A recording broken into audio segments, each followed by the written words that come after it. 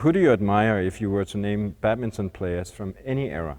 Well, I admire a lot of players, and I got inspiration from a lot of players, like Herianto Abi, Zhao Jianhua, Yang, and European players like Morten Frost, Paul Erik Larsen. In my own career, being in the same generation as Lin Dan, Taufik, Li Chongwei, these are players that, even though we competed against each other, they were also a kind of inspirations for me. And I actually think they also feel the same way, and it's been a true privilege to be part of that. And that was an amazing group of people who competed at the same time in history, if you will. Wine or whiskey? Wine. Which is your favorite wine region and why? It's a bit tricky question for me because I really have but I would say Piedmont, Barolo.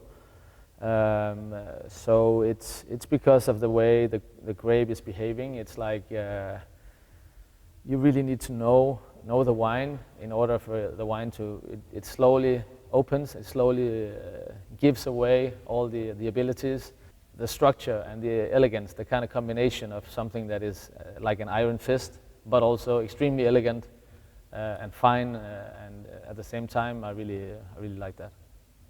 I think it's fair to say that wine is one of your hobbies. Definitely. Definitely. Which is your least favorite of these artists? Mozart, Metallica, or Madonna? It's an impossible question because I really like classical music in many ways. Madonna was part of my youth growing up, and Metallica will be the musical choice amongst these three. Good answer. So is it fair to say that music is also one of your hobbies? It's a huge interest and passion of mine, yeah. Excellent. Do players of Asian ethnicity work and train harder than people from elsewhere? No, I don't see that as a general phrase of my understanding. It all depends on environment, culture, how you grew up. No, I think you're going to find the answer in the tradition and in the fact that these countries are putting in a huge amount of effort and power in many areas, financial, the number of people, the whole structure of talent development, and the experience that are in place in these countries. Badminton is a long-term sport. You need to work long-term in order to produce players that's going to be able to be on the highest possible level. And in order to do that, you need a very, very strong culture. And there are like these 8-10 countries in the world that are extremely good at that, and many of these countries are in Asia. Right.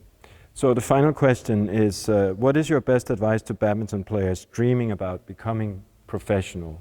It's not a simple question to answer because it all depends on the outset. It all depends on what is the end goal of this. So that's always my beginning conversation with... top 32. Somebody who wants to become in the top 32. It depends on the age of the individual. It depends on also the base.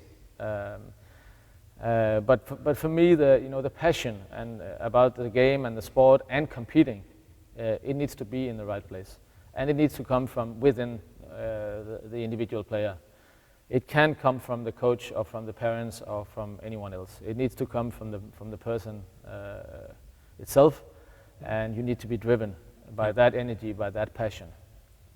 It's a good answer. Thank you very much, Peter. My pleasure.